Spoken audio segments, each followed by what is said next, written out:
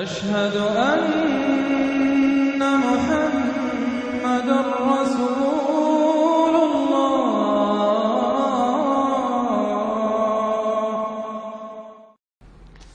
اب آئیے سورہ مریم، بسم اللہ الرحمن الرحیم۔ کاف ہا یا عین صاد، 5 حروف ہیں یہ ایک ہی صورت ہے قرآن مجید میں جس میں 5 حروف آئے ہیں مقطعات جڑواں۔ ایک صورت اور ہے سورہ شورى، اس میں 5 ہیں لیکن 2 علیحدہ لکھے جائیں گے، حامیم، اور ایک آیت بن جائے گی، عین سین قاف، یہ دوسری آیت ہے۔ یہاں یہ ایک ہی آیت اور جڑواں لکھے ہوئے حروف مقطعات 5 ہیں۔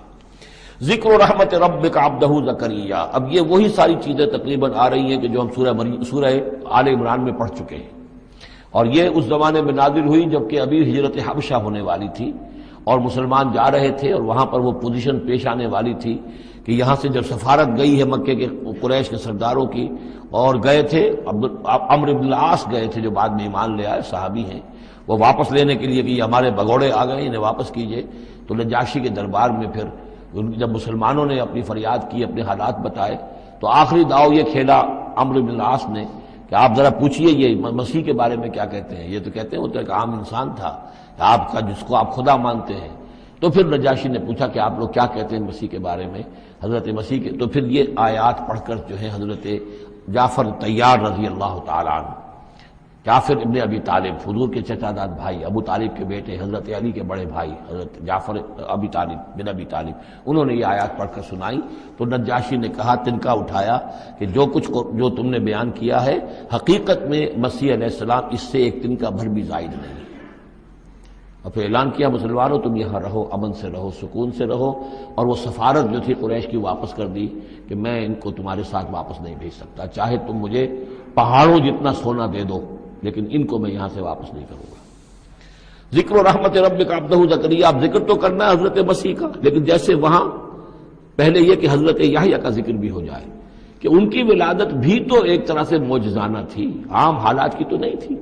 حضرت زکریا کتنے بوڑھے تھے، اور حضرت ان کی جو اہلیہ تھی وہ ساری عمر جو ہے بانجھ رہی تھی، اور بڑھاپے میں اللہ نے بیٹا دیا۔ یہ ذکر ہے آپ کے رب کی رحمت کا جو اس کے بندے زکریا پر ہوئی، علی نبینا علیہ الصلوۃ والسلام، اذ نادى ربہ نداء خفیا، جبکہ انہوں نے پکارا اپنے رب کو، دعا کی چپکے چپکے دل ہی دل میں۔ قال رب انی وہن العظم منی، انہوں نے عرض کیا پروردگار میری ہڈیاں چٹک گئی ہیں، کمزور ہو گئی ہیں، واشتعل الراس شیبا، اور میرا سر جو ہے وہ بھڑک اٹھا ہے سفیدی سے، یعنی سفید ہو گیا ہے بالکل، سیاہ بال کوئی رہے ہی نہیں۔ ولم اکن بدعائک رب شقیا، اور پروردگار کبھی ایسا نہیں ہوا کہ میں نے تجھ سے کوئی دعا مانگی ہو اور میں نامراد رہا ہوں۔ آج بڑی ہمت کر کے میں ایک دعا کر رہا ہوں جو عام حالات کے اعتبار سے تو پھر بڑی غیر معمولی دعا ہے، عام حالات دیکھیں، دنیاوی مسائل کو دیکھیں۔ وَإِنِّي خِفْتُ الْمَوَالِيَ مِن وَرَائِي، اور مجھے اندیشہ ہے اپنے بھائی بندوں سے، رشتہ داروں سے میرے بعد، یعنی یہ کہ اس ہیکل سلیمانی کی خدمت کرنے والا مجھے کوئی مناسب آدمی نظر نہیں آ رہا کہ جو اس میری گدی پر بیٹھ سکے، میرے اس منصب کو سنبھال سکے۔ انی خفت الموالی من ورائی وکانت امراتی عاقرا، اور میری بیوی بانجھ ہے، فہب لی من لدنک ولیا، تو مجھے خاص اپنے پاس سے کوئی ولی عطا کر۔ اب یہاں ولی کا لفظ کہا، کوئی میرا ساتھی ہو، کوئی ایسا ہو کہ جو میری ان چیزوں کا یرثنی ویرث من آل یعقوب، جو میری وراثت جو ہے روحانی وراثت اور دینی وراثت اس کو سنبھال سکے، اور میری کیا ہے یہ آل یعقوب کی وراثت ہے جو حضرت یعقوب علیہ السلام سے چلی آ رہی ہے، اس کا صحیح وارث بن سکے۔ وجعلہ رب رضیہ، اور پروردگار اسے تو بنائیو، رضی جو ہے یہ فعیل کے وزن پر ہے، راضی اور مرضی دونوں کے معنی میں آ جائے گا، وہ کہ جو راضی ہو اور جس کو راضی کر دیا گیا ہو۔ رضی اللہ عنہم ورضوا عنہ، وہ دونوں پہلو جو ہیں رضی کے اندر آ جائیں گے۔ انہیں جب یہ بشارت مل رہی، یا زکریا انا نبشرک بغلام اسمہ یحییٰ، اے زکریا ہم بشارت دیتے ہیں آپ کو ایک بیٹے کی، ایک لڑکے کی جن کا نام یحییٰ ہوگا۔ لم نجعل لہ من قبل سمیہ، ہم نے اس کا سا نام اس سے پہلے کسی کا نہیں رکھا، یا اس کی سی صفات اس سے پہلے کسی میں پیدا نہیں کی، یہ دونوں معنی ہو سکتے ہیں اس کے۔ قال رب انا یکون لی غلام، انہوں نے وہی بات عرض کی جو ہم پڑھ چکے ہیں پہلے کہ پروردگار میرے ہاں بیٹا کیسے ہو جائے گا، وکانت امراتی عاقرا، میری بیوی بانجھ ہے، وقد بلغت من الکبر عتیہ، اور میں بوڑھا ہو گیا ہوں، سوکھ چکا ہوں، میرے سارے جو سوتے ہیں حیات کے وہ میرے اندر خشک ہو چکے ہیں۔ قال کذالک، کہا ایسے ہی ہوگا۔ قال ربک هو علی ہین، تیرے پروردگار کا فرمانا یہ ہے کہ یہ مجھ پر آسان ہے۔ وقد خلقتک من قبل ولم تک شیئا، تجھے بھی تو ہم نے پیدا کیا اس سے پہلے جبکہ تو کچھ بھی نہیں تھا۔ قال رب اجعل لی آیا، انہوں نے کہا کہ پروردگار پھر میرے لیے کوئی نشانی مقرر ہو جائے۔ قال آیتک الا تکلم الناس ثلاث لیال سویا، کہا کہ نشانی یہ ہوگی تمہارے لیے کہ اب تم 3 دن تک متواتر، 3 راتوں تک متواتر گفتگو نہیں کر سکو گے لوگوں سے۔ وہاں سورہ آل عمران میں تھا ثلاثۃ ایام الا رمزا، 3 دن تک بات نہیں کر سکو گے مگر صرف اشاروں کے نام سے، یعنی اللہ تعالیٰ نے ان کی گویائی سلب کر لی۔ فخرج علی قومہ من المحراب، پھر وہ نکلے اپنے اس حجرے سے جہاں وہ یہ سارا راز و نیاز ہو رہا تھا، عبادت ہو رہی تھی، دعا ہو رہی تھی، مناجات ہو رہی تھی۔ فاوحی الیہم، اپنی قوم پر آ کر انہوں نے وحی کے ذریعے سے کہا، وحی اشارہ کرنا۔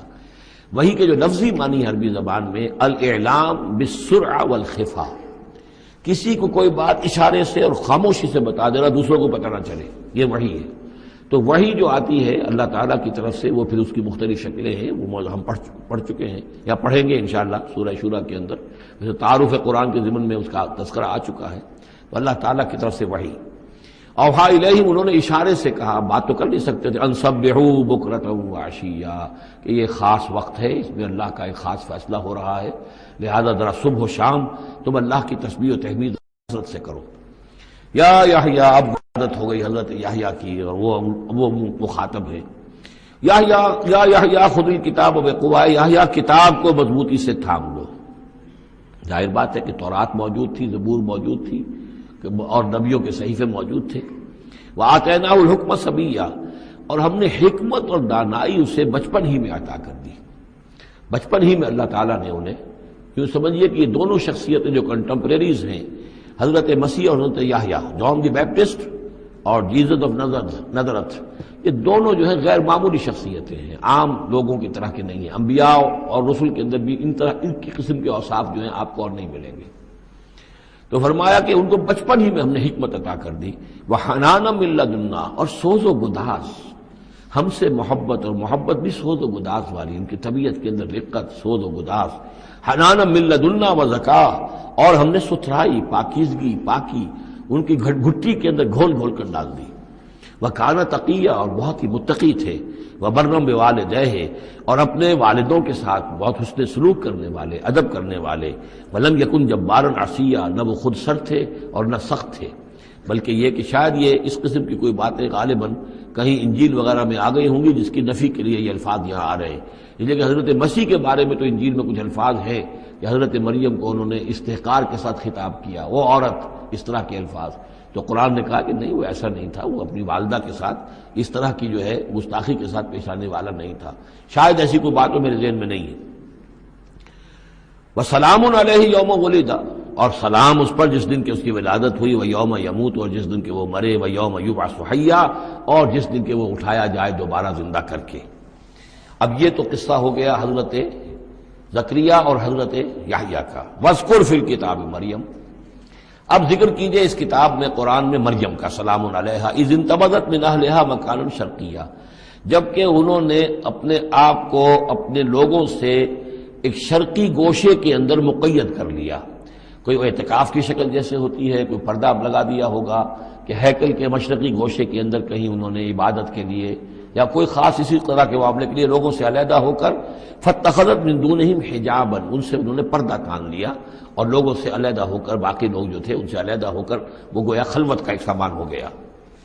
فارسلنا الیہا روحنا، تو ہم نے اس کی طرف اپنے ایک فرشتے کو بھیج دیا۔ روح، فرشتہ، پھر دیکھیے نوٹ کر لیجیے، فرشتہ بھی روح، وحی بھی روح، اور قرآن بھی روح، اور روح انسانی بھی روح۔ فارسلنا الیہا روحنا فتمثل لہا بشرا سویا، تو اس نے صورت اختیار کر لی ان کے سامنے ایک مکمل انسان کی۔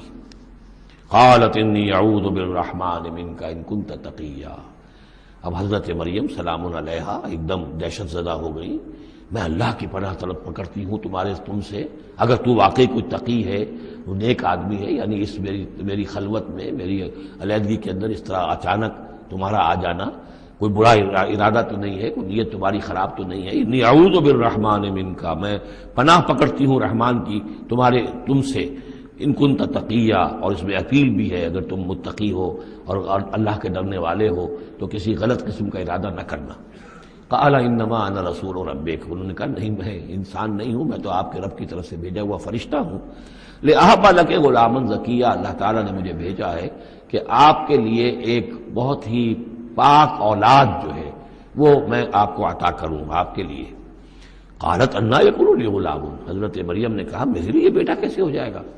ولم یمسسنی بشر، مجھے کسی مرد نے آج تک چھوا تک نہیں ہے. ولم اکو بغیہ، اور نہ میں کوئی آبرو باختہ عورت ہوں، میں کوئی اس طرح کی آوارہ عورت نہیں ہوں، نہ کسی مرد سے میرا کوئی معاملہ ہوا ہے.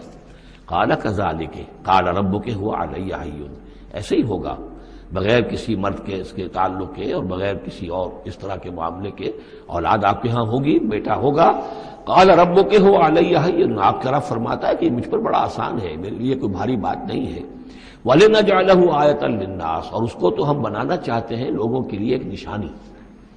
حضرت عیسیٰ کی ولادت معجزانہ، رفع سماوی معجزانہ، پھر بڑے بڑے معجزے جو ہیں، تو اس اعتبار سے واقعہ یہ ہے کہ ان کی شخصیت بہت ہی ایک یعنی غیر معمولی اور بہت ممیز شخصیت ہے. وَرَحْمَةً مِنَّا، انہیں ہم ذریعہ بنانا چاہتے ہیں اپنی رحمت کا.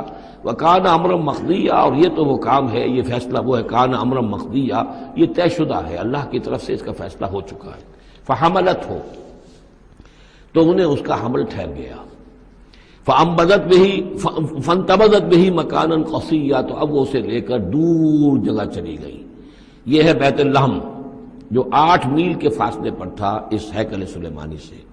وہاں علیحدگی میں، چونکہ اب ظاہر بات ہے کہ حمل بڑھے گا، اب لوگ کیا ہیں دیکھیں گے، کیا کریں گے، کسی جگہ پر انہوں نے تنہائی میں کسی جگہ جا کر اپنے آپ کو علیحدہ جو آئسولیٹ کر لیا. فانتبذت بہی، آئسولیٹ کر لیا اپنے آپ کو، اب اس کو لے کر، اپنے حمل کو لے کر. فانتبذت بہی مکانا قصیا، ایک دور کی جگہ، بعید مکان میں.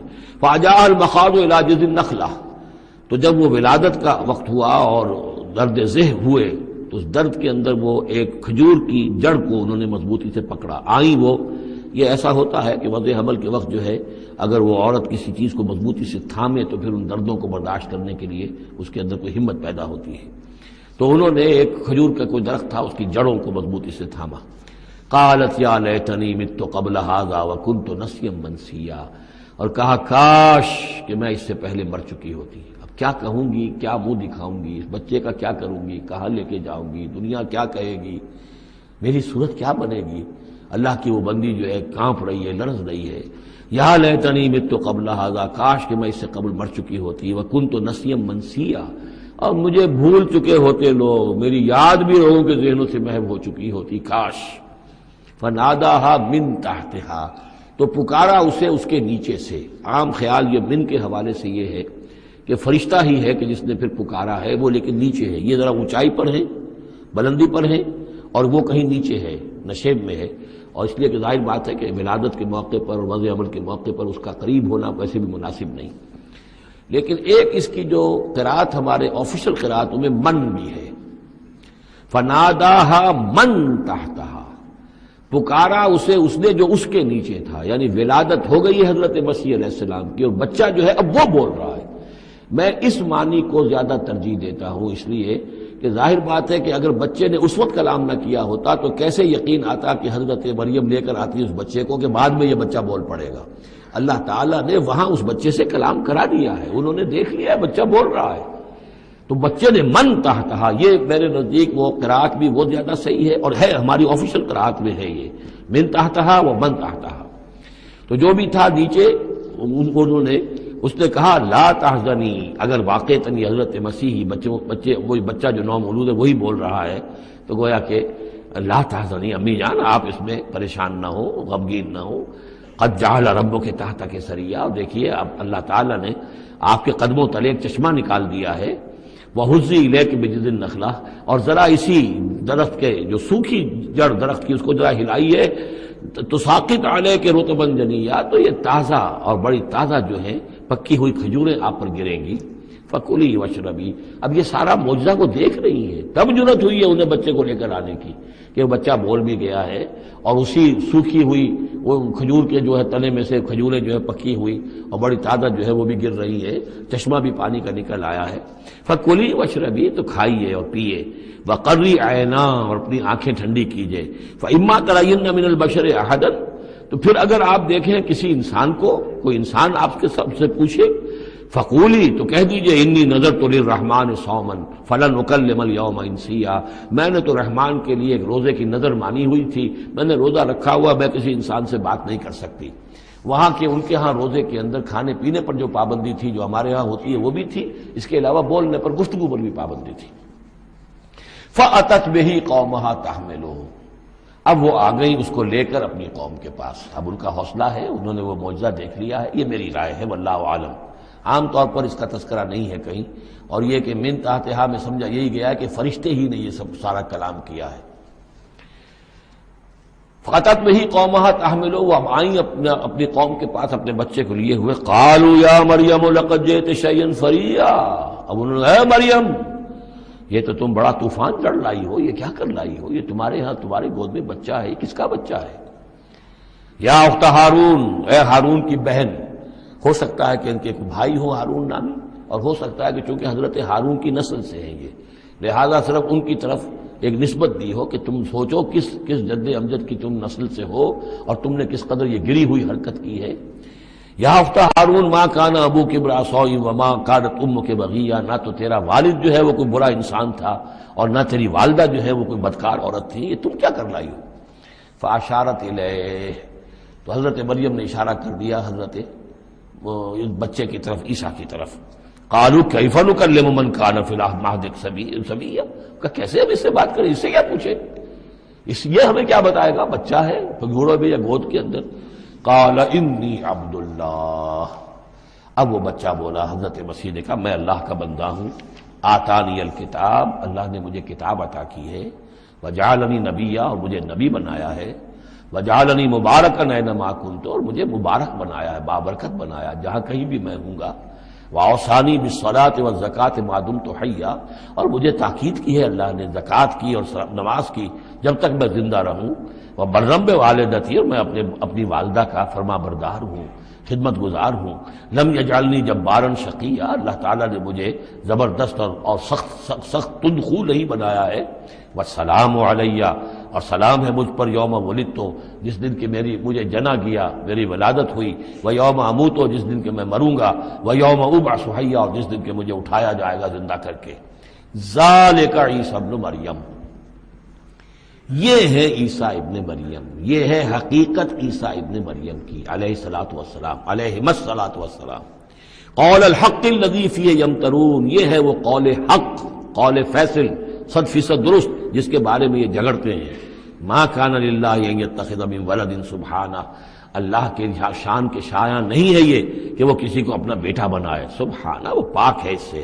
اذا قضى امرا فانما يقول له كن فيكون، جب وہ کسی چیز کا فیصلہ کرتا ہے تو وہ کہتا ہے کہ ہو جا، وہ ہو جاتی ہے.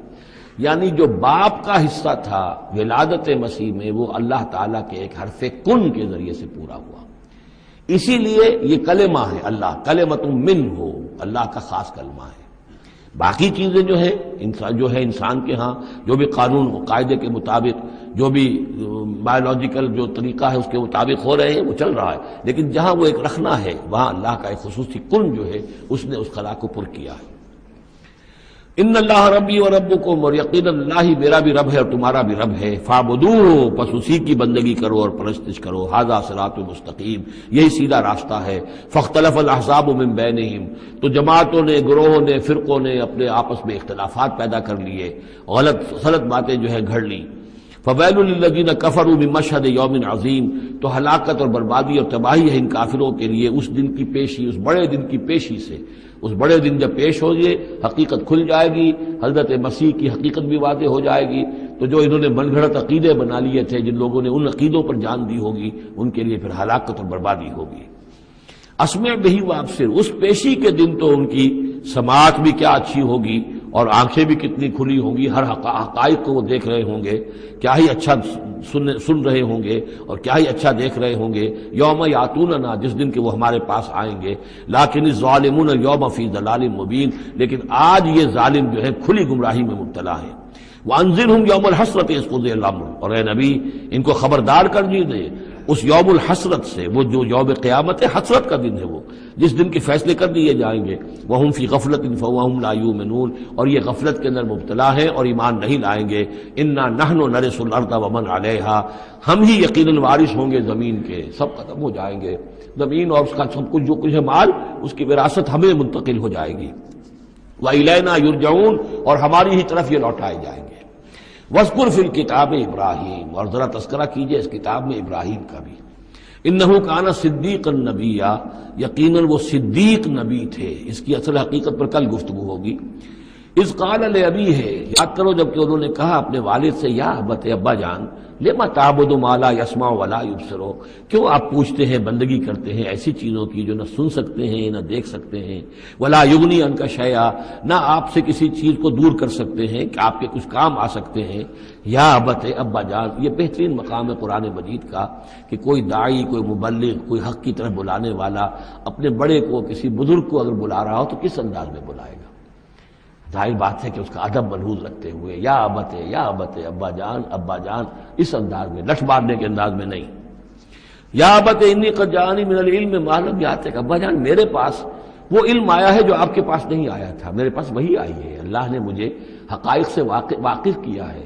فإما یأتینکم منی ھدی، میرے پاس وہ ہدایت آئی ہے، فاتبعنی، پس میری پیروی کیجئے، میرے پیچھے چلیے، میرا کہنا مانیے، اہدک صراطا سویا، میں آپ کو دکھاؤں گا سیدھا راستہ، رہنمائی کروں گا آپ کی سیدھی راستے کی طرف۔ یا ابت، ابا جان، لا تعبد الشیطان، دیکھیے شیطان کی بندگی نہ کیجئے، ان الشیطان کان للرحمن عصیا، یقیناً یہ شیطان جو ہے وہ رحمان کا باغی تھا، نافرمان تھا، اس نے سرکشی کی تھی۔ یا ابت انی اخاف ان یمسک عذاب من الرحمن، ابا جان مجھے بڑا اندیشہ ہے کہ آپ کو رحمان کی طرف سے کوئی عذاب آپ پر نہ آ جائے، آپ پکڑے آپ کو رحمان کی طرف سے کوئی عذاب، فتکون للشیطان ولیا، تو پھر آپ شیطان ہی کے ساتھی بن کر رہ جائیں۔ قال راغب انت عن آلہتی یا ابراہیم، کہاں یہ لجاجت ہے، کہاں یہ استدعاء کا انداز ہے، کہاں یہ فرعونی انداز میں کہا ہے باپ نے، اے ابراہیم کیا تم میرے آلہہ سے، میرے معبودوں سے کنارہ کشی کر رہے ہو؟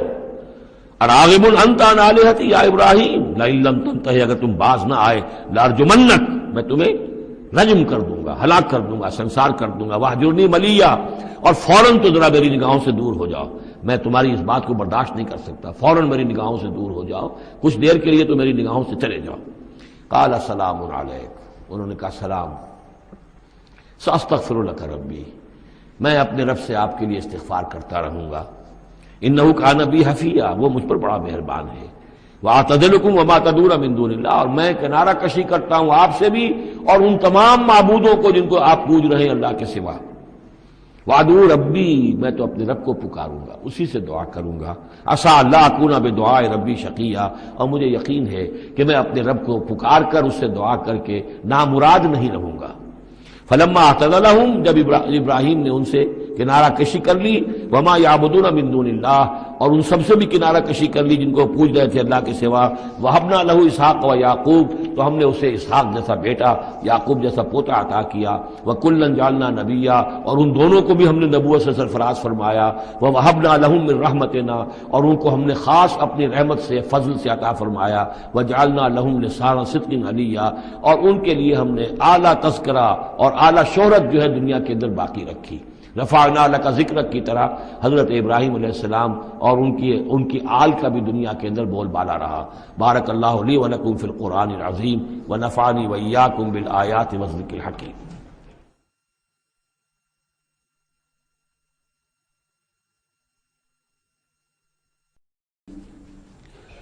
واذکر فی الکتاب موسیٰ انہ کان مخلصا وکان رسولا نبیا نادیناہ من جانب الطور الایمن وقربناہ نجیا ووہبنا لہ من رحمتنا اخاہ ہارون نبیا واذکر فی الکتاب اسماعیل انہ کان صادق الوعد وکان رسولا نبیا وَكَانَ يَأْمُرُ أَهْلَهُ بِالصَّلَاةِ وَالزَّكَاةِ وَكَانَ عِندَ رَبِّهِ مَرْضِيًّا وَاذْكُرْ فِي الْكِتَابِ إِدْرِيسَ إِنَّهُ كَانَ صِدِّيقًا نَبِيًّا وَرَفَعْنَاهُ مَكَانًا عَلِيًّا صدق اللہ العظیم۔ رب اشرح لي صدری ویسر لي امری واحلل عقدۃ من لسانی یفقہوا قولی۔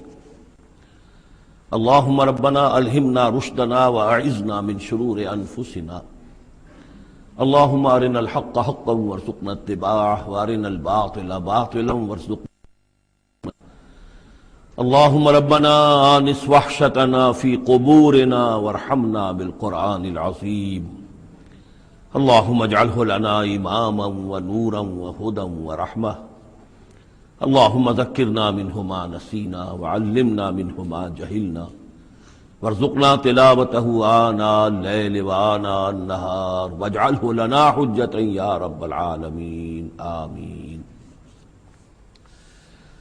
کل ہم نے سورہ مریم کا آغاز کر لیا تھا اور تقریباً نصف کا ہم ترجمہ کر چکے ہیں، لیکن یہ بات بیان ہونے سے رہ گئی کہ مکی اور مدنی صورتوں کے جس تیسرے گروپ میں اس وقت ہم ہیں، جس کی مکیات کا آغاز ہوا تھا سورہ یونس سے، تو اس میں 9 صورتیں ہم پڑھ چکے ہیں۔ جیسا کہ میں نے عرض کیا، وہ 9 صورتیں تین صورتوں کے سب گروپس کی شکل میں ہیں۔ ہر سب گروپ میں ایک جوڑا ہے جس کے اندر وہ نسبت زوجیت بتمام و کمال موجود ہے، اور ایک منفرد مزاج کی صورت ہے۔ سورہ یونس، سورہ ہود ایک جوڑے کی حیثیت سے، سورہ یوسف منفرد ہے، ایک ہی نبی کے حالات پر پوری صورت جو ہے وہ مشتمل ہے۔ پھر سورہ رعد اور سورہ ابراہیم یہ جوڑے کی شکل میں ہے۔ سورہ حجر یہ منفرد مزاج کی ہے، بلکہ اس پورے گروپ میں یہ اس اعتبار سے قدرے مختلف نظر آتی ہے کہ اس کا انداز جو ہے وہ ابتدائی زمانے کی صورتوں کا ہے، مضامین کی مناسبت بھی انہی سے ہے۔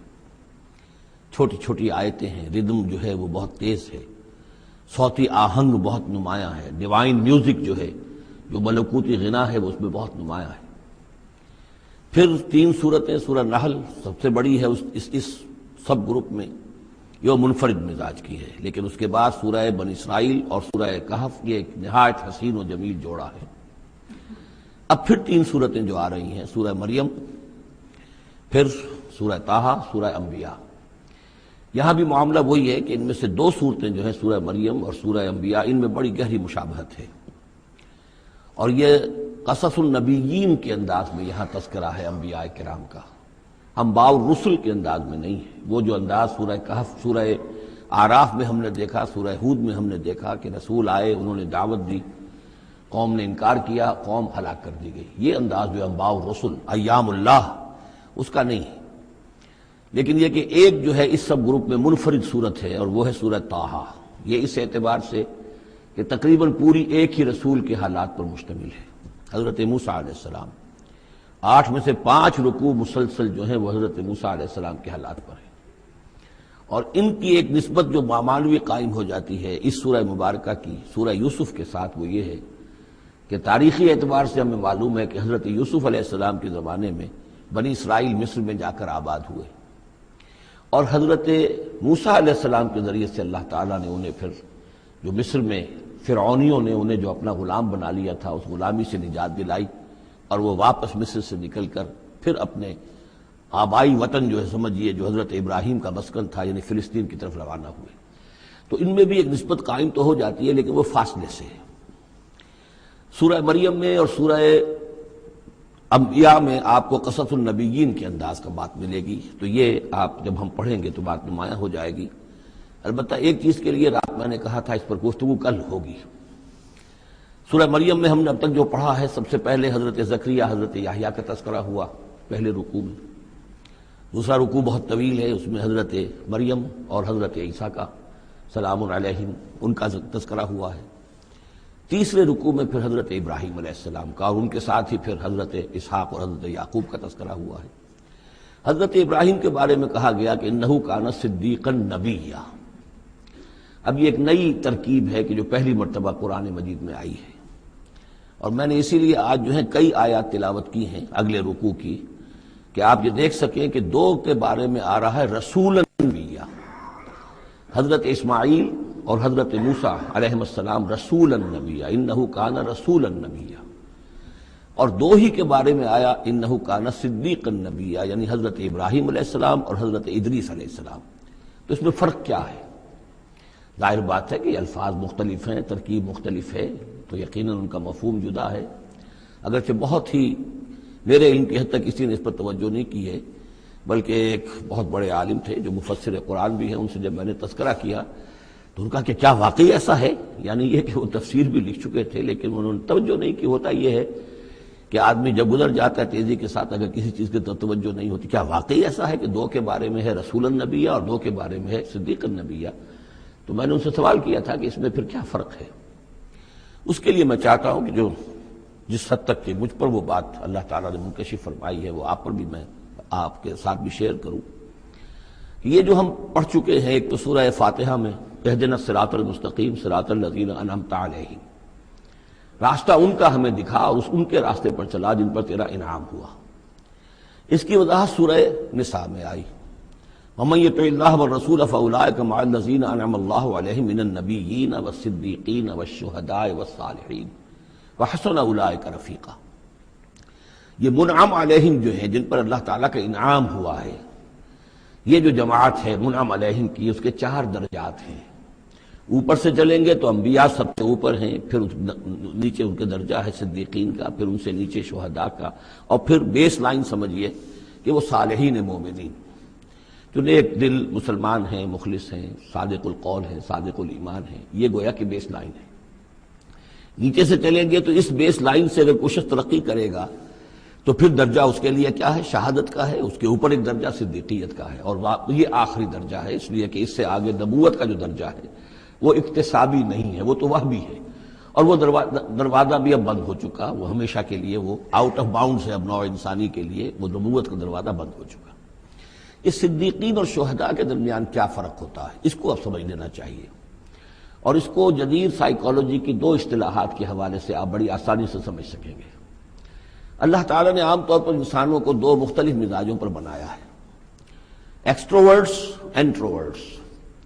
کچھ لوگ ہوتے ہیں کہ جو باہر کی دنیا سے انہیں زیادہ دلچسپی ہوتی ہے، کچھ کھیل کود میں، سیر میں، باغ، یہ وہ، باہر کی دنیا سے ملنا جلنا، لوگوں سے ملیں گے، وہ پبلک میں ہوں گے، مجلس میں ہوں گے تو زیادہ چہکیں گے، زیادہ خوش ہوں گے۔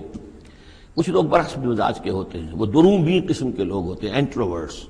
وہ اپنے خیالات ہی میں مگن رہتے ہیں، غور و فکر کرتے ہیں، سوچ بچار کرتے ہیں، انہیں تنہائی زیادہ پسند ہوتی ہے، تنہائی میں وہ زیادہ خوش رہتے ہیں۔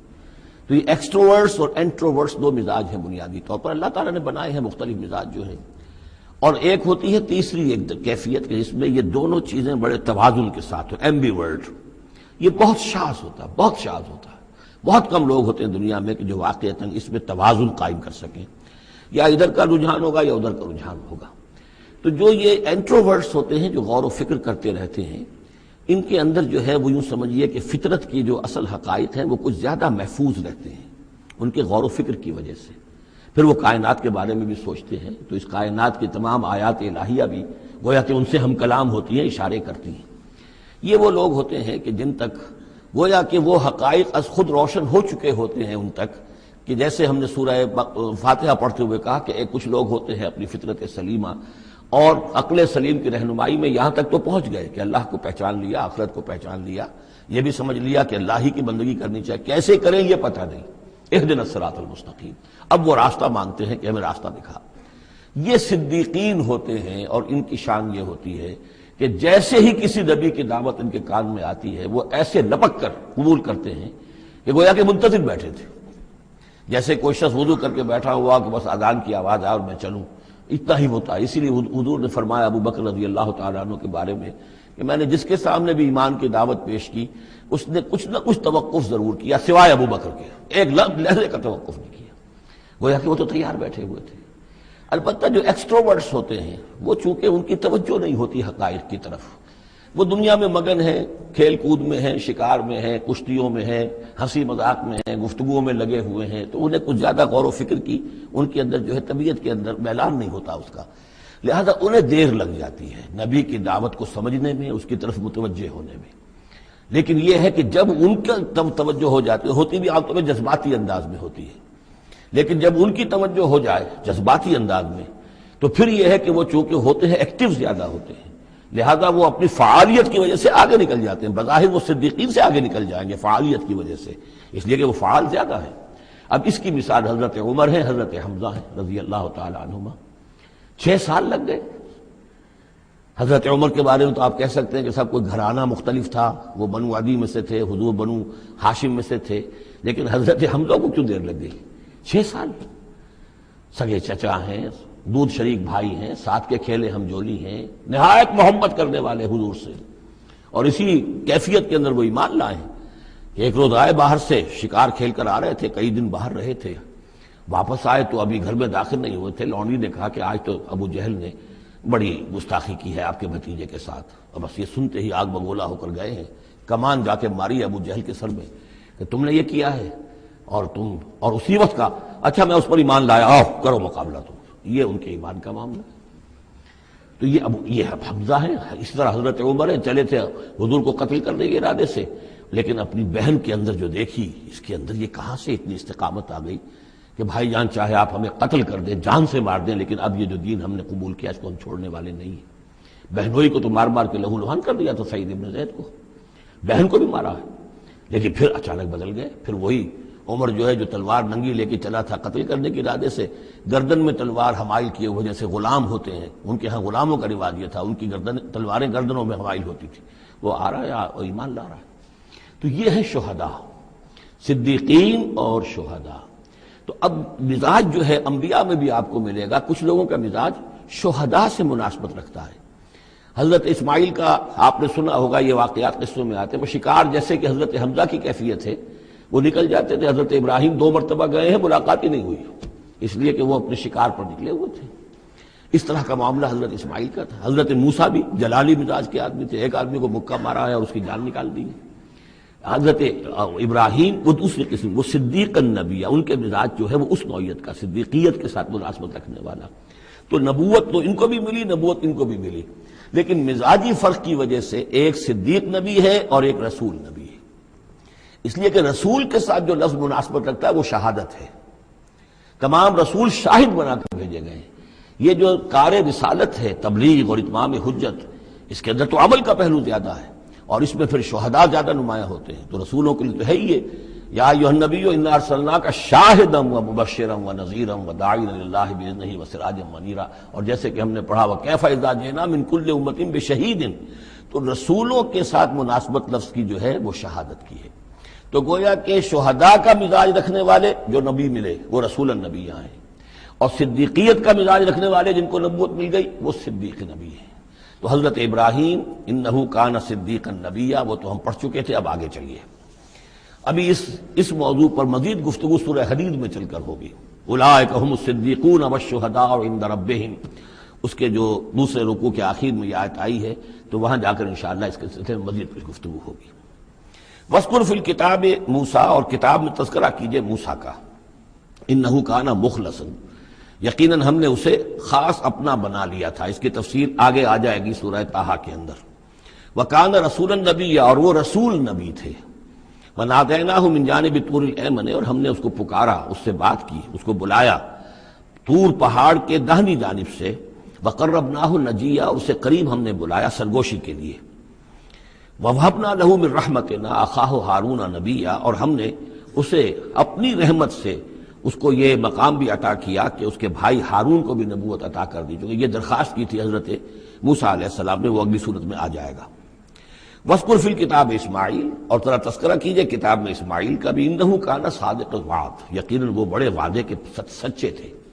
اور خاص طور پر اشارہ ہو رہا ہے اتنا بڑا وعدہ جو حضرت ابراہیم سے اپنے والد سے انہوں نے کیا تھا کہ یا ابت افعل ما تؤمر ستجدنی انشاءاللہ صابرا، ابا جان کر گزریے جو بھی آپ کو اللہ کی طرف سے حکم آ رہا ہے، مجھے ذبح کرنے کا حکم ہے، ذبح کر دیجئے، انشاءاللہ آپ مجھے صابر پائیں گے۔ تو وہ آخری وقت تک انہوں نے اپنے اس وعدے کو نبھایا اور گردن جو ہے رکھ دی کہ چلائیے چھری۔ صادق الوعد وکان رسول النبی، اور وہ بھی مزاجی اعتبار سے جو میں نے عرض کیا ہے، حضرت حمزہ چونکہ ویسے بھی نسل میں حضرت اسماعیل کی نسل میں سے ہیں، تو اگر آپ دیکھیں گے تو بہت ہی ان کے درمیان شخصیت کی مشابہت نظر آئے گی۔ رسول النبی، وہ رسول نبی تھے۔ وکان یامر اہلہ بالصلاۃ والزکاۃ وکان عند ربہ مرضیہ، اور وہ حکم دیتے تھے اپنے گھر والوں کو نماز کا بھی اور زکوٰۃ کا بھی، اور وہ اپنے رب کے نزدیک بہت ہی پسندیدہ تھے، بہت ہی اللہ تعالیٰ کو کے منظور نظر کہہ لیجیے، مرضیہ۔ وَاذْكُرْ فِي الْكِتَابِ ادریس، اور تذکرہ کیجئے کتاب میں ادریس کا بھی۔ یہ ادریس علیہ السلام جو ہیں یہ ایک نبی ہیں کہ جو حضرت آدم اور حضرت نوح کے مابین گزرے ہیں۔ حضرت آدم اور حضرت نوح کے مابین ایک اور نبی بھی گزرے ہیں، قرآن مجید میں ذکر نہیں ہے، تورات میں شیس علیہ السلام۔ تو نبی تو یہ ہیں حضرت آدم پہلے نبی، پھر یہ دو اور نبی ہیں حضرت ادریس۔ اس تورات میں ان کا نام حنوک ہے، شیس کا نام سیس ہے، وہ تو ٹھیک ہے، اور قرآن مجید میں ان کا تذکرہ بھی نہیں ہے، لیکن حضرت ادریس کا حنوک نام ہے وہاں۔ لیکن یہ کہ یہ دونوں ہیں درمیان میں حضرت آدم اور حضرت نوح علیہ السلام، پہلے رسول حضرت نوح علیہ السلام ہے، یہ دونوں نبی ہیں صرف۔ وَاذْكُرْ فِي الْكِتَابِ ادریس، اور تذکرہ کیجئے کتاب میں، اس قرآن میں ادریس کا، اِنَّهُ كَانَ صِدِّيقًا نَبِيًّا، یقیناً وہ بھی صدیق نبی تھے، مزاجاً ان کا بھی وہی حضرت ابراہیم کے ساتھ مناسبت، صدیقیت والا مزاج۔ وَرَفَعْنَاهُ مَكَانًا عَلِيًّا، اور ہم نے انہیں اٹھایا تھا بہت بلند مقام تک۔ اب یہ اٹھانا جو ہے ویسے تو بعض لوگوں کا خیال ہے کہ شاید وہ بھی حضرت عیسیٰ علیہ السلام کی طرح رفع سماوی ان کی ہوئی ہے، چوتھے آسمان میں حضور کی ان سے ملاقات ہوئی ہے شب معراج میں۔ لیکن ایک مفہوم اس کا یہ بھی ہے کہ اونچا مقام دینا، بلند مقام دینا، اس لیے کہ یہاں الہ نہیں ہے، وہاں جو ہے وہ رافعک الیہ، جہاں کہا گیا حضرت عیسیٰ کے بارے میں تمہیں اٹھانے والا ہوں اپنی طرف، تو اس سے مفہوم جو ہے بہت معین ہو جاتا ہے، یہاں ضروری نہیں ہے کہ وہ مفہوم لیا جائے۔ اولئک الذین انعم اللہ علیہم، دیکھیے وہی لفظ آ گیا اب، یہ ہیں وہ لوگ جن پر انعام فرمایا ہے اللہ نے، من النبیین، انبیاء میں سے۔ اب ہم کیونکہ منعم علیہم کے چار طبقات تھے، ان میں سے یہ انبیاء کا تذکرہ ہو رہا ہے سب کا۔ من النبیین، من ذریۃ آدم، اولاد آدم میں سے، وممن حملنا مع نوح، اور پھر بعد ان میں سے ان کی نسل میں سے ہیں جنہیں ہم نے نوح کے ساتھ اس کشتی میں سوار کرایا، ومن ذریۃ ابراہیم، اور پھر ذریۃ ابراہیم میں سے ہیں ان کی اولاد سے، و اسرائیل، اور حضرت یعقوب کی نسل سے ہیں، وممن ہدینا واجتبینا، اور جنہیں کہ ہم نے ہدایت دی اور جنہیں ہم نے چن لیا، پسند کر لیا۔ اذا تتلی علیہم آیات الرحمن، ان کی کیفیت یہ ہوتی تھی کہ جب رحمان کی آیات ان کو پڑھ کر سنائی جاتی تھی، خروا سجدا و بکیا، تو وہ گر پڑتے تھے اللہ کی جناب میں سجدہ کرتے ہوئے، روتے ہوئے۔ سجدہ کر لیجیے۔ فخلف من بعدہم خلف، پھر ان کی جگہ پر بعد میں آ گئے، ان کے جانشین ہوئے، ان کے وارث ہوئے ایسے ناخلف لوگ۔ یہ خلف کا لفظ جب آتا ہے لام کی جزم کے ساتھ تو ناخلف، یعنی ایسے لوگ کہ جو اپنے اسلاف کے کردار اور ان کی بزرگی جو ہے اس کو برباد کرنے والے، تباہ کرنے والے، ان کی نیک نامی کو بٹا لگانے والے ہوں، ناخلف۔ فخلف من بعدہم خلف، پھر ان کی اولاد میں سے ایسے ناخلف بھی پیدا ہوئے، اضاعوا الصلاۃ، جنہوں نے نماز کو تو ضائع کر دیا، واتبعوا الشہوات، اور خواہشات کی پیروی کی، شہوات، خواہشات، جذبات، فسوف یلقون غیا، تو ان قریب ان کی ملاقات ہو جائے گی گمراہی کے ساتھ، یعنی گمراہی کا جو انجام ہے یہ اس سے دوچار ہو جائیں گے۔ الا من تاب وآمن وعمل صالحا، سوائے اس کے کہ جو توبہ کریں اور ایمان لائیں اور نیک عمل کریں، فاولئک یدخلون الجنہ، وہ لوگ جنت میں داخل ہوں گے، ولا یظلمون شیئا، اور ان پر قطعاً کوئی ظلم نہیں کیا جائے گا، ان کا کوئی حق تلفی نہیں کی جائے گی، ان کے پورے اعمال کا انہیں بدلہ مل جائے گا۔ جنات عدن التی وعد الرحمن وعبادہ بالغیب، یعنی ان کو کیا ملے گا؟ وہ باغات، ریزیڈینشل گارڈن، بسنے والے باغات، رہنے والے باغات، جن کا کہ وعدہ کیا تھا رحمان نے اپنے بندوں سے غیب میں۔ یعنی ظاہر بات ہے قرآن مجید میں وعدہ ہو رہا ہے تو ابھی نہ وہ جنت ہمارے سامنے ہے، نہ خود اللہ تعالیٰ جو ہے روح در روح ہمارے سامنے ہے، ہم ایمان لا رہے ہیں اس پر غیب میں، یؤمنون بالغیب۔ انہ کان وعدہ ماتیا، یقیناً اس کا وعدہ جو ہے وہ تو پورا ہونے والا ہی ہے، اس کو تو وقت پر پہنچنا ہی ہے، اب وہ اپنی جگہ پر پختہ ثابت ہوگا۔ لا یسمعون فیہا لغوا الا سلاما، وہ نہیں سنیں گے اس میں کوئی لغو بات، بس صرف سلام ہی سلام، ہر طرف سے فرشتے آ رہے ہیں تو سلام، قیلا سلاما سلاما۔ وَلَهُمْ رِزْقُهُمْ فِيهَا بُكْرَةً وَعَشِيًّا، اور ان کے لیے ان کا رزق ہوگا اس میں صبح بھی اور شام کو بھی۔ تِلْكَ الْجَنَّةُ الَّتِي نُورِثُ مِنْ عِبَادِنَا مَنْ كَانَ تَقِيًّا، یہ ہے وہ جنت جس کو کہ ہم جس کے وارث بنائیں گے ہم اپنے بندوں میں سے ان کو کہ جو متقی ہوں گے، خدا ترس ہوں گے، اللہ سے ڈرنے والے ہوں گے۔ وَمَا نَتَنَزَّلُ إِلَّا بِأَمْرِ رَبِّكَ، اور اے نبی ہم نہیں نازل ہوتے مگر آپ کے رب کے حکم سے۔ لَهُ مَا بَيْنَ أَيْدِينَا وَمَا خَلْفَنَا وَمَا بَيْنَ ذَلِكَ وَمَا كَانَ رَبُّكَ نَسِيًّا، اسی کے اختیار میں ہے جو کچھ ہمارے سامنے ہے اور جو کچھ ہمارے پیچھے ہے اور جو ان دونوں کے مابین ہے، اور اے نبی آپ کا رب بھولنے والا نہیں ہے۔ یہ بہت اہم مضمون ہے، اور در حقیقت ایک مضمون کا یوں سمجھیے کہ سلسلہ شروع ہو رہا ہے جس کی پہلی کڑی یہ ہے۔ اس کو یوں سمجھیے کہ حضور صلی اللہ علیہ وسلم کو جو قرآن مجید سے شغف تھا اور محبت تھی اور شوق تھا آپ کا، تو جو وقفہ پڑ جاتا تھا وہی میں، وہ آپ پر بڑا شاخ گزرتا تھا۔ آپ چاہتے تھے کہ وہی جلدی جلدی آئے تاکہ آپ اس سے اور اپنے وجود پرنور کو مزید منور کریں۔ آپ جو ہے قرآن مجید سے جو آپ کو عشق تھا اس کے بنا پر اس میں آپ کو اجلت رہتی تھی کہ جلدی آئے قرآن۔ تو اس حوالے سے آپ نے حضرت جبرائیل سے شکوہ کیا کہ آپ وقفے وقفے سے آتے ہیں، ہم انتظار کرتے رہتے ہیں۔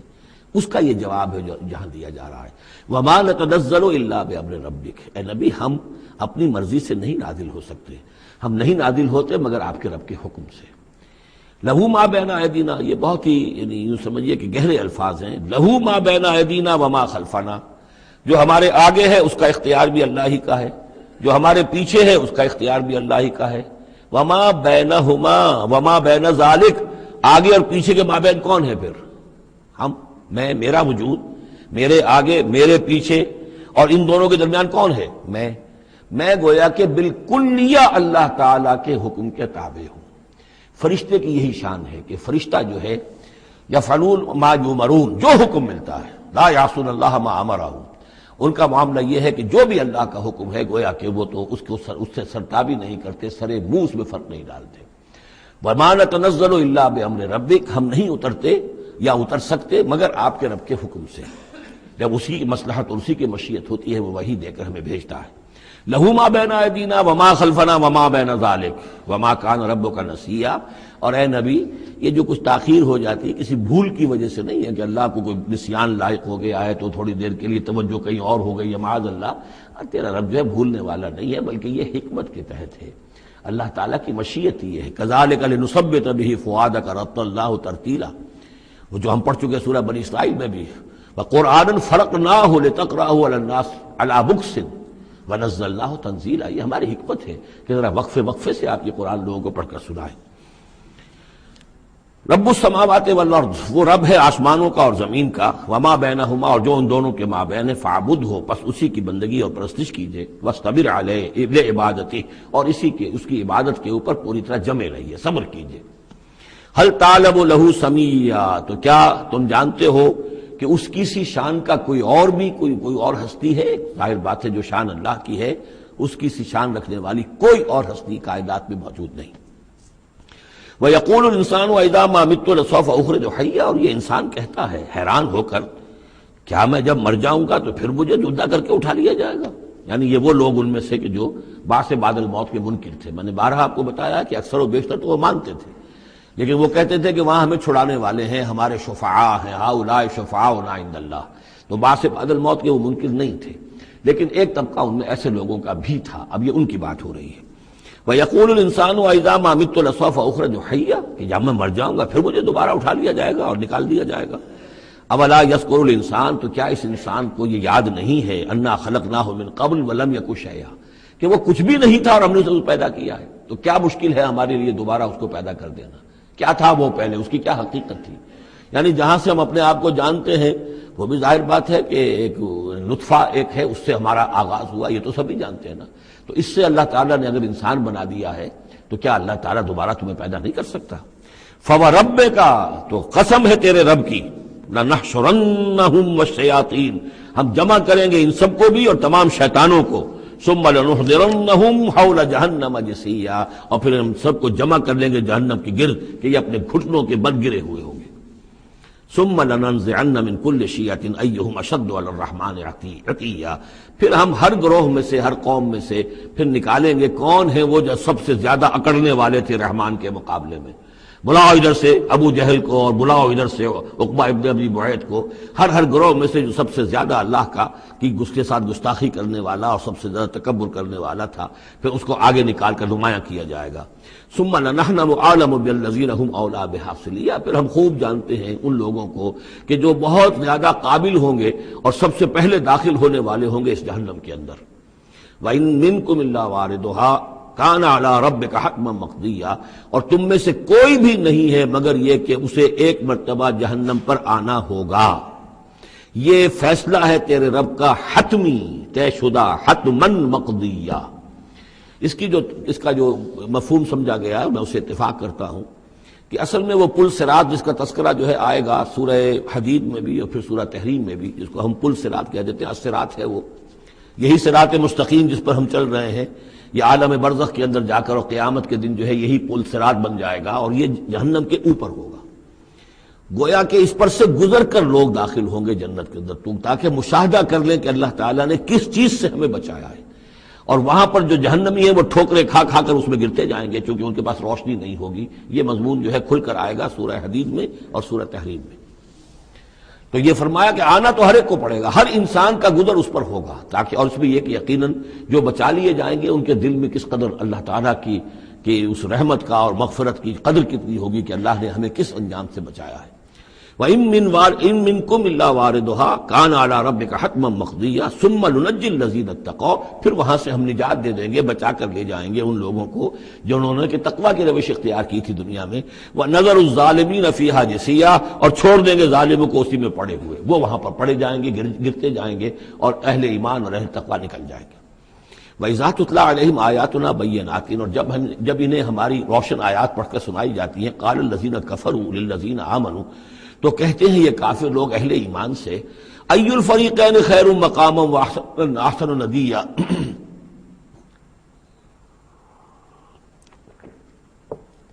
دونوں جماعتوں میں سے، دونوں گروہوں میں سے کن کے مکان و مقام بہتر ہیں اور کن کی مجلسیں بہت اچھی ہیں۔ یعنی اے مسلمانوں دیکھو، تم اور تمہارے رسول محمد صلی اللہ علیہ وسلم اور ان کے گرد جو لوگ بیٹھے ہوتے ہیں، نہ ان کے پاس دنیاوی دولت ہے، نہ حیثیت ہے، نہ وجاہت ہے، ایک ہم ہیں۔ دیکھو ذرا ابو جہل کی مجلس جا کے دیکھو کتنی آباد ہے، بڑے بڑے چودھری لوگ آ کر اس کے پاس بیٹھتے ہیں۔ ذرا کہیں جا کر ولید بن مغیرہ کی چوپال دیکھو، اس کی چوپال جو ہے اس کی کیا شان ہے۔ تو یہ وہی بات جو کہ ہم سورہ کہف میں پڑھائے ہیں، جو دو افراد کے مابین مکالمہ ہوا تھا کہ اس نے کہا تھا کہ میرے پاس مال زیادہ، انا اکثر منک مالا واعز نفرا، اسی طرح انہوں نے کہا کہ ای الفریقین خیر مقاما واحسن ندیا، یہ دو گروہ دیکھ لو تمہارے سامنے ہیں، ایک معلوم ہوتا ہے کہ مفلس ہیں، کلاش ہیں، غلام لوگ ہیں، ان کے ساتھ بیٹھے ہوئے ہیں، بلال بیٹھا ہوا ہے، وہاں وہ ابو فقی بیٹھا ہوا ہے، یہ جو عمار ہے اور یہ فلاں ہے اور یہ یاسر ہیں، یہ لوگ ہیں۔ ادھر جا کر دیکھو وہ کتنی سج دھج کے ساتھ، شان و شوکت کے ساتھ ان کی محفلیں ہیں، کیا کچھ ساز و سامان ہے، کیسے قالین بچھے ہوئے ہیں۔ ای الفریقین خیر مقاما واحسن ندیا وکم اہلکنا قبلہم من قرن، اور ہم نے ان سے پہلے کتنی ہی قوموں کو ہلاک کیا ہے، ہم احسن و اساسا وریا، وہ ان سے بھی کہیں بڑھ کر تھے اپنے اساس البیت، اساس جس کو ہم اثاثہ کہتے ہیں، ساز و سامان میں اور نام و نمود میں، شان و شوکت میں، ریا، ان کی شان و شوکت ان سے بھی کہیں بڑھ کر تھی، اور وہ ہلاک ہوئے۔ قوم عاد اور قوم سمود یہ سب کا، اور قوم شعیب۔ قل من کان فی الضلالۃ فلیمدد لہ الرحمن مدا، اے نبی ان سے کہہ دیجئے جو شخص بھی ضلالت میں، گمراہی میں ہے، تو اللہ کا یہ طریقہ ہے، قاعدہ ہے کہ اللہ تعالیٰ اسے پھر اور ڈھیل دیتا ہے، رسی دراز کرتا ہے، اس کو اور نعمتیں دے دیتا ہے۔ حتی اذا رأوا ما یوعدون، یہاں تک کہ جب اچانک وہ وقت آ جائے گا کہ جس کے ان کو دھمکی دی جا رہی ہے، اما العذاب و اما الساعہ، یا تو دنیا میں عذاب آ جائے، عذاب ہلاکت، عذاب استحصال، یا قیامت، فسیعلمون، تب وہ جان لیں گے، من ہوا شر مکانا واضعف جندا، کہ کون ہے جو اپنے مقام اور مرتبے کے اعتبار سے بدتر ہے، اور کون ہے کہ جو لشکر اور اپنے لاؤ لشکر کے اعتبار سے کمزور تر ہے۔ اس وقت پتہ چلے گا کہ محمد زیادہ طاقتور تھے صلی اللہ علیہ وسلم، یا ابو جہل زیادہ طاقتور تھا۔ آخرت میں جا کر حقیقت کھل جائے گی۔ اس وقت تو یہ ایک سراب ہے، نظر آ رہا ہے، ایک ڈرامہ ہے، کھیل ہو رہا ہے، حقیقت جو ہوگی وہ منکشف ہو جائے گی اس دن۔ وَيَزِيدُ اللَّهُ الَّذِينَ اهْتَدَوْا هُدًى، اور اللہ تعالیٰ ان لوگوں کی ہدایت میں اضافہ کرتا ہے جو ہدایت کی راہ اختیار کرے۔ اللہ بڑھاتا ہے ان لوگوں کو ہدایت میں کہ جنہوں نے ہدایت اختیار کی۔ والباقیات الصالحات خیر عند ربک ثوابا وخیر مردا، اور یقیناً نیک باقی رہنے والے تو وہ نیک عمل ہے۔ یہ مال و دولت باقی رہنے والا نہیں ہے، یہ تو یہیں کی شے یہیں رہ جائے گی۔ باقیات الصالحات، بقا اگر ہے، دوام ہے انسان کے ساتھ، اس عالم آخرت میں جانے والی کوئی شے ہے تو باقیات الصالحات ہے، وہ تو نیک کام ہے۔ خیر عند ربک ثوابا، وہ یقیناً تیرے رب کے نزدیک بہت بہتر ہیں بدلے کے اعتبار سے بھی، وخیر مردا، اور اس اعتبار سے بھی کہ لوٹ کر جایا جائے ان کے پاس. جب ہم وہاں پہنچیں گے ہمیں اپنے اعمال جو ہے وہاں منتظر ملیں گے، ان کی جزا. بلکہ یہ کہ کہا جائے گا یہ تمہارے اعمال ہی ہیں، ان کی شکل بدل گئی ہے.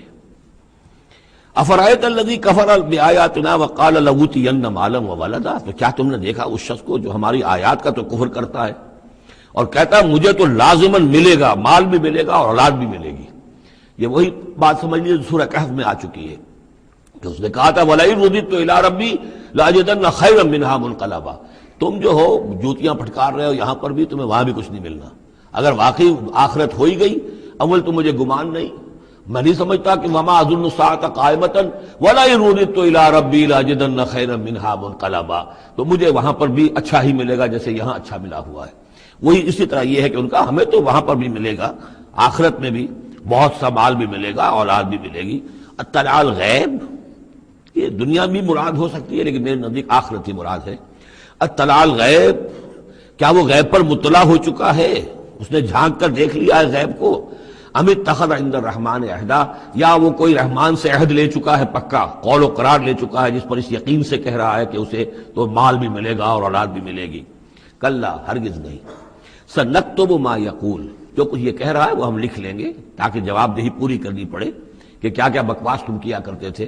وَنَمُدُّ لَهُ مِنَ الْعَذَابِ مَدًّا، اور پھر عذاب کے اندر ہم اس کے اضافہ کرتے چلے جائیں گے، عذاب کو اس کے لیے کھینچتے چلے جائیں گے.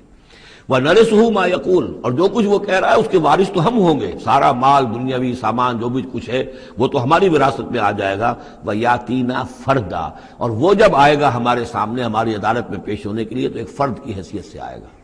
نہ اولاد ساتھ ہوگی، نہ مال، نہ خدم، نہ حشم، نہ قوم، نہ ہم نشین، نہ حاشیہ نشین، کوئی نہیں ہوگا. وَاتَّخَذُوا مِن دُونِ اللَّهِ آلِهَةً، انہوں نے اللہ کے سوا کچھ اختیار کر لیے ہیں اپنے معبود، لِيَكُونُوا لَهُمْ عِزًّا، تاکہ وہ ان کے مددگار بنے، ان کے لیے سہارا بنے، پشت پناہ بنے، اللہ کے ہاں انہیں کچھ چھڑا سکے عذاب سے. کلا، ہرگز نہیں. سَيَكْفُرُونَ بِعِبَادَتِهِمْ، وہ تو ان کی عبادت کا انکار کریں گے، جیسا کہ پہلے بھی آ چکا ہے. وہ فرشتے ہوں، اولیاء اللہ ہوں، انبیاء ہوں، حضرت عیسیٰ ہوں، شیخ عبد القادر جیلانی ہوں، کوئی بھی ہو، ان کا تو مانگو تو کفر کرے گا. تم کیا کہہ رہے ہو، ہمیں تو معلوم بھی نہیں تھا کہ تم ہم سے دعائیں کرتے رہے اور ہمیں سمجھتے رہے کہ ہم تمہیں چھڑا لیں گے. سَيَكْفُرُونَ بِعِبَادَتِهِمْ، وہ انکار کریں گے ان کی عبادت کا. وَيَكُونُونَ عَلَيْهِمْ ضِدًّا، اور وہاں ان کے مخالف ہوں گے، انہیں وہاں پر پروسیکیوٹ کروائیں گے. أَلَمْ تَرَ أَنَّا أَرْسَلْنَا الشَّيَاطِينَ عَلَى الْكَافِرِينَ تَعُزُّهُمْ عَزًّا، کیا تم نے دیکھا نہیں کہ ہم کافروں پر شیاطین کو بھیجتے رہتے ہیں. یعنی یہ کہ یہ شیاطین جن جو ہیں یہ ان پہ حملہ آور ہوتے رہتے ہیں اور انہیں خوب ابھارتے رہتے ہیں گناہوں کے اوپر، اور انہیں اور سرکشی کے اوپر آمادہ کرتے رہتے ہیں. وجہ کیا ہے کہ خود انہوں نے شیطان کی رفاقت کو اختیار کی ہے. فلا تعجل علیہم، اب یہ مضمون یہاں دوسری مرتبہ آ گیا، عجلت نہیں، فلا تعجل علیہم. ایک تو فرمایا قرآن مجید کے ضمن میں عجلت نہ کیجیے، اس کی جو بھی تنزیل ہے وہ اللہ تعالیٰ کی حکمت کے تحت جو اس میں تدریج ہے اسی کو آپ سمجھیے کہ خیر اسی میں ہے. آپ کا شوق اپنی جگہ ہے، لیکن یہ کہ ایک دوسری بات فلا تعجل علیہم، ان کے بارے میں بھی آپ جلدی نہ کیجیے. ایسا نہ ہو کہ آپ کے دل میں یہ خیال آئے کہ اب ان کفار مکہ کی رسی جو ہے مزید دراز نہیں ہونی چاہیے، اب ان کو پکڑ لیا جانا چاہیے، انہوں نے حد کر دی ہے. جس طریقے سے کہ حضور کو زج کیے ہوئے تھے وہ ہم دیکھتے چلے آ رہے ہیں سورہ انعام سے. لیکن اے نبی جلدی نہ کیجیے. فلا تعجل علیہم، ان کی مخالفت، علی یہاں پر آ رہا ہے. فلا تعجل علیہم انما نعد لہم عدا، ہم ان کی پوری گنتی کر رہے ہیں، ایک ایک عمل ان کا لکھا جا رہا ہے، ہر چیز کا ان کو جواب دہی کرنی ہوگی، ہر چیز کی ان کو سزا مل جائے گی. لیکن یہ کہ ہمارے ہر کام کے اندر جو بھی فطری تدریج ہے، جو اس کی جو توقیت ہے، اس کا جو نظام ہم نے بنا رکھا ہے وہ اسی کے مطابق ہوگا.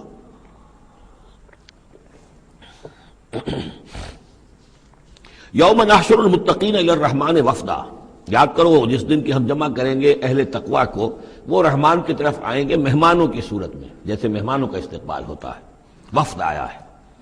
وَنَسُوقُ الْمُجْرِمِينَ إِلَىٰ جَهَنَّمَ وِرْدًا، اور جو مجرم ہیں انہیں ہم دھکیلیں گے، دھکے دیں گے، ہانک کر لے جائیں گے جہنم کی طرف، جیسے کہ کوئی پیاسے جانور جاتے ہیں گھاٹ کی طرف.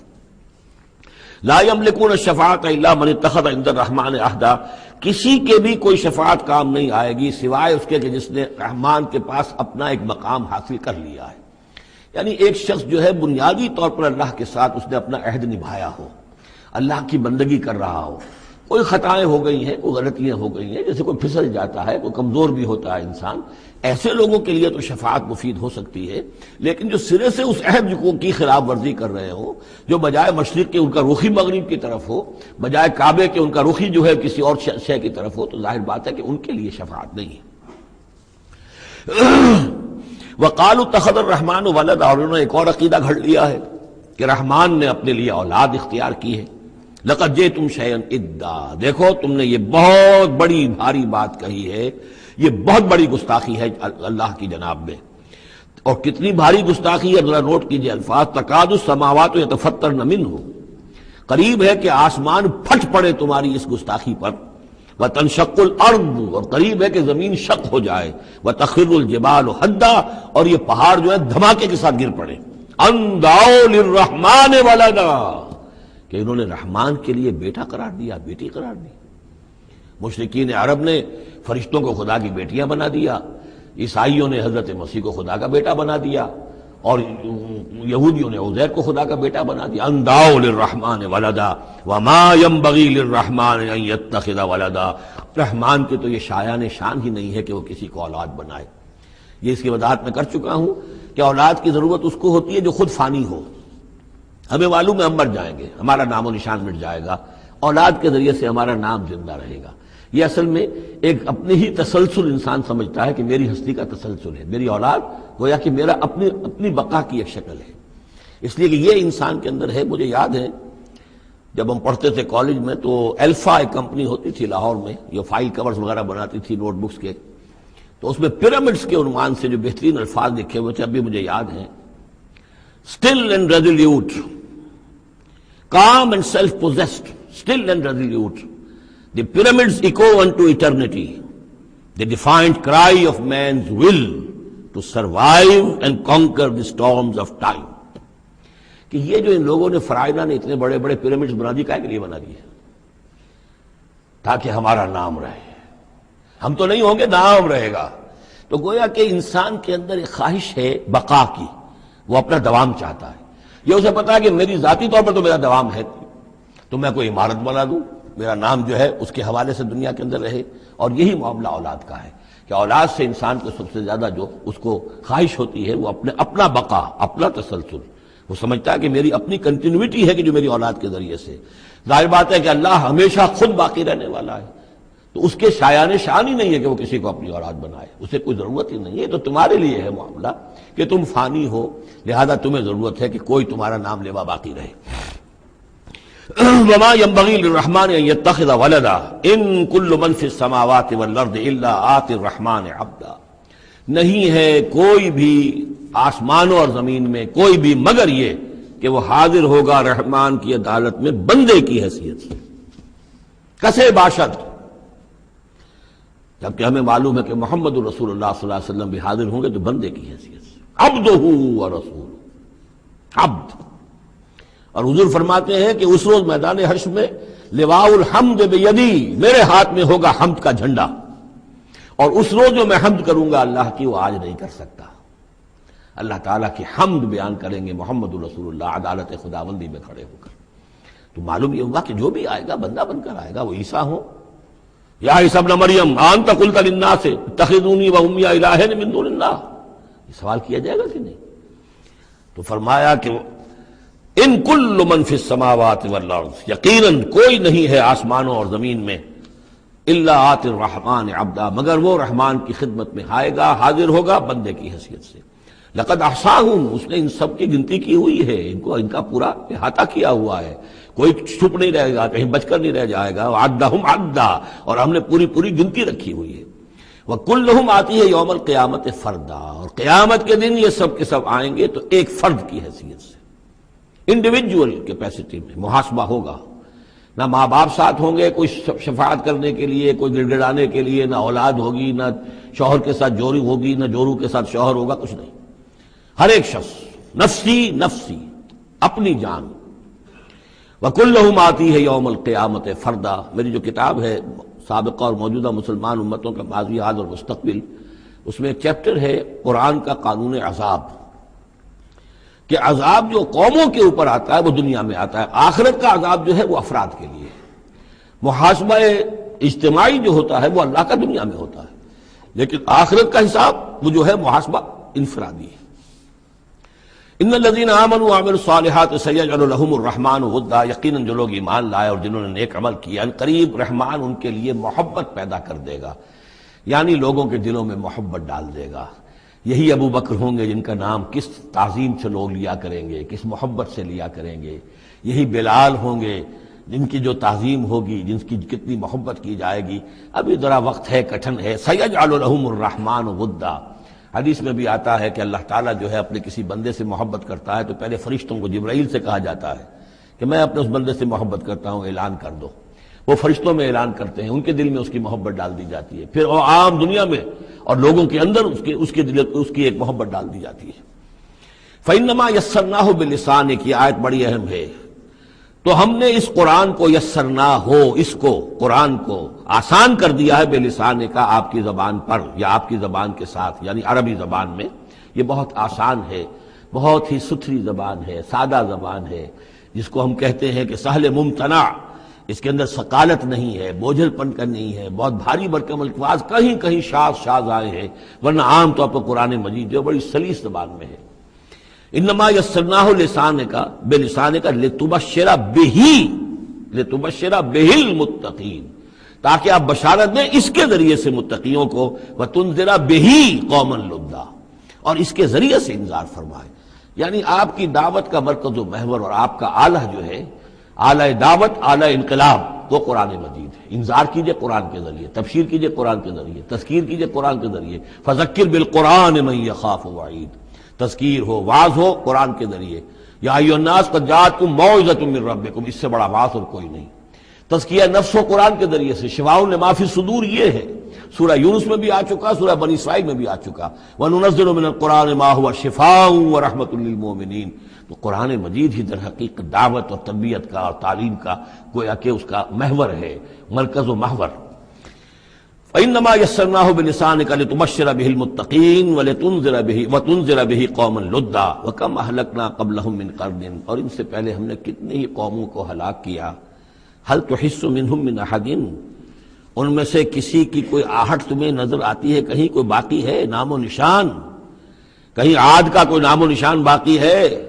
اور تسمع لهم رکزا، یا کہیں ان کی کوئی بھنک تمہارے کان میں آتی ہے؟ معلومہ نسیا منسیا، ختم ہو گئے۔ تو اسی طریقے سے یہ آج اکڑ رہے ہیں، ان کا حال بھی یہی ہو جائے گا۔